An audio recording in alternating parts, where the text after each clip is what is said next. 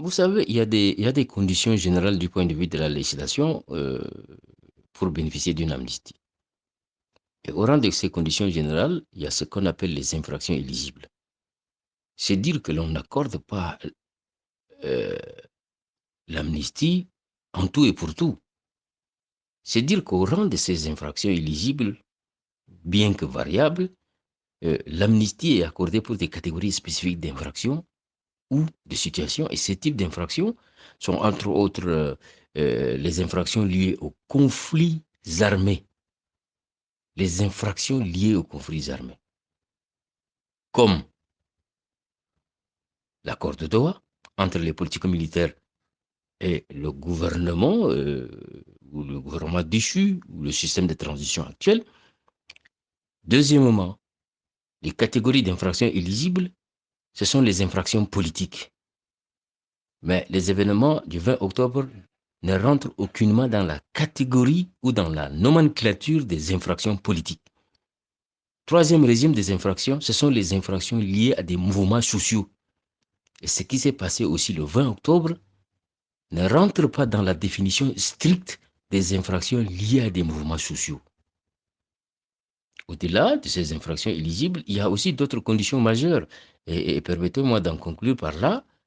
Alors, vous bénéficiez, pour bénéficier d'une amnistie, il faut qu'il y ait préalablement une demande formelle venant des individus ou des groupes bénéficiaires qui, qui l'adressent formellement aux autorités compétentes. Et cette demande-là peut nécessiter les informations sur les actes commis. Il s'agit de quoi? Des justifications et d'autres détails pertinents que cette demande doit contenir. Entre autres, l'amnistie peut ou doit être assortie de conditions spécifiques comme la réparation aux victimes, de l'engagement des criminels à ne plus commettre d'infractions similaires plus tard, voire la mise en place d'un programme de participation à la réconciliation ou au mécanisme de réintégration sociale. Et si en faveur d'un groupe politique ou militaire, ceux-ci doivent remettre les armes à l'effet d'être intégrés dans le processus de réconciliation. Ce sont là ces conditions. Aussi, euh, l'on n'accorde pas indéfiniment et dans le temps l'amnistie. C'est pourquoi toute amnistie est insérée dans une période d'application définie et sans dépassement quelconque. C'est strict. Et de surcroît, euh, elle ne peut s'appliquer qu'aux infractions commises avant une date spécifique.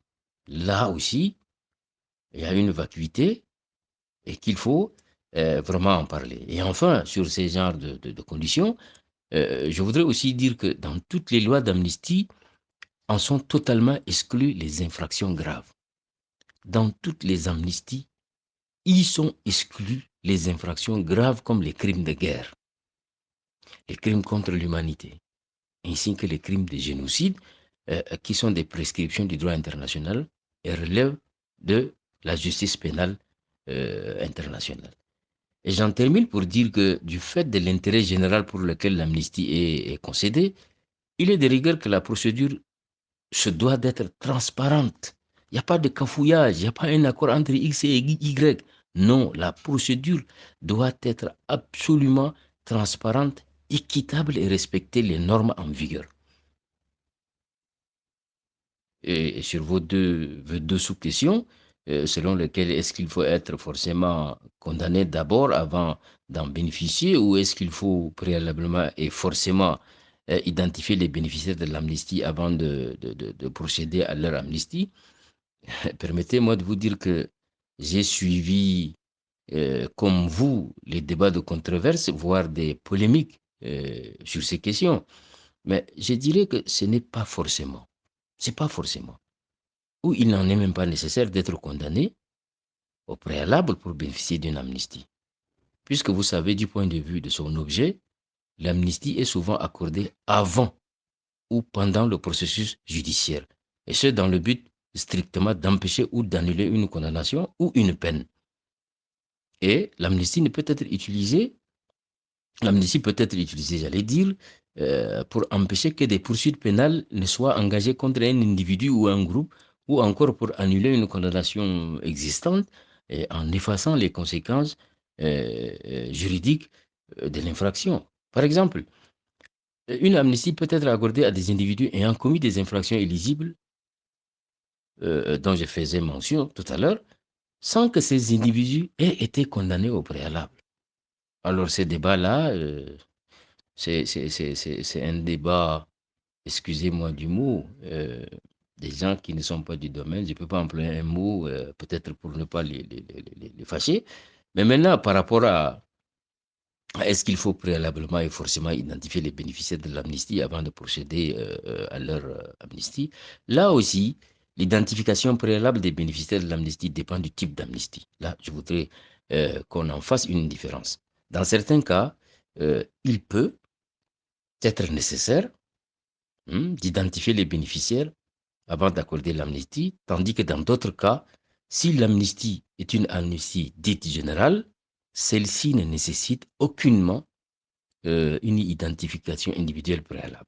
C'est dire que l'identification individuelle préalable est de rigueur lorsque l'amnistie est liée à des événements spécifiques ou à des groupes, des individus dont il peuvent être nécessaire d'identifier individuellement les bénéficiaires de l'amnistie.